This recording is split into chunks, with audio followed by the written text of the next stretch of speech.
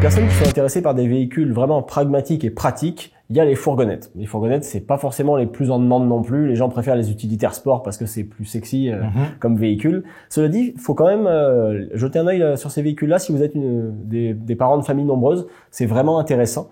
Et dans cette catégorie-là, notre véhicule qui demeure en tête depuis des années et c'est amplement mérité, c'est la Toyota Sienna. Ah oui, t'as dit, hein, le segment des fourgonnettes, c'est pas le plus glamour, mais c'est tellement pratique. Je trouve des fois que les fourgonnettes sont plus utilitaires que des utilitaires pour la facilité d'accès, par exemple, à la troisième rangée. Juste la facilité de transporter du matériel avec la porte latérale aussi. Exactement, c'est très intéressant. Puis ça vaut la peine de regarder, même si c'est pas le plus attirant là, comme segment. Tu parles de la Toyota Sienna, c'est en fait le véhicule qui est le plus frugal, je pense, le plus efficace dans le segment. On parle d'une seule motorisation hybride qui est disponible avec 2 rouages, les roues motrices avant et le rouage intégral. Donc ça aussi, c'est très spécial dans le segment. On offre cette possibilité-là d'avoir l'hybridation et également le rouage intégral. On parle de 6,6 litres au 100 de consommation en traction et 6,7 litres au 100 avec le rouage intégral. Donc ça devient très intéressant.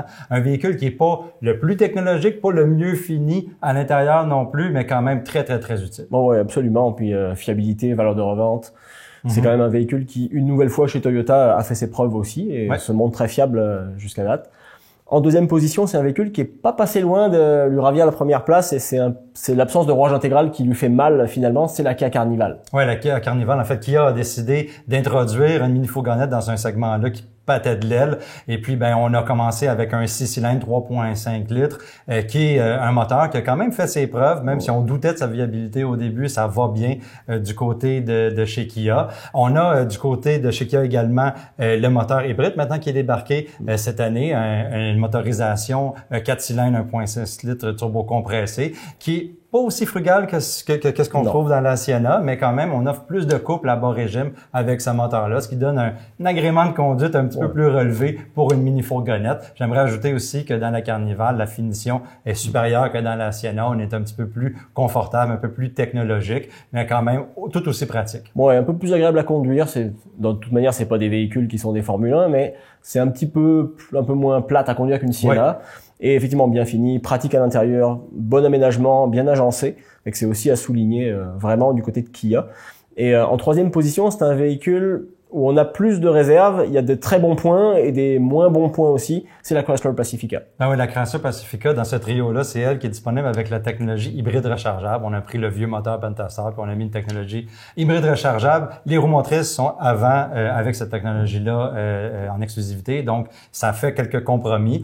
C'est pas un véhicule qui est donné non plus. Hein. On a des variantes Pinnacle qui commencent à 75 000 $, fait que ça peut aller assez haut, assez vite pour la Pacifica. Donc, quand même, un choix qu'on peut regarder si on aime la finition à l'intérieur, si on aime les produits américains, parce qu'on n'enlève rien à la polyvalence là, de cette mini-fourgonnette-là. Par contre, il y a des meilleurs choix. Oui, vraiment. Après, hybride rechargeable, on a quand même 50 km d'autonomie. C'est la seule à fournir la possibilité de se brancher. Ça, c'est quand même important à souligner. Maintenant, la version à essence qu'on peut avoir en traction ou en intégrale avec un Pentastar uniquement sans hybridation, là, on consomme quand même beaucoup de carburant, surtout en intégrale où là, on a un V6 plus 4 roues motrices, ça commence à être vraiment peu économique, surtout si vous roulez beaucoup en ville. Donc pour toutes ces raisons-là, c'est vrai qu'on met la Pacifica en troisième position. Et en dernier conseil, à la fin de cette vidéo, on vous dirait aussi, pour ce qui est de la Chrysler Grand Caravan, qui est la même version mais plus entrée de gamme que la Pacifica, n'allez pas là parce que c'est vraiment très cher payé considérant l'équipement fourni.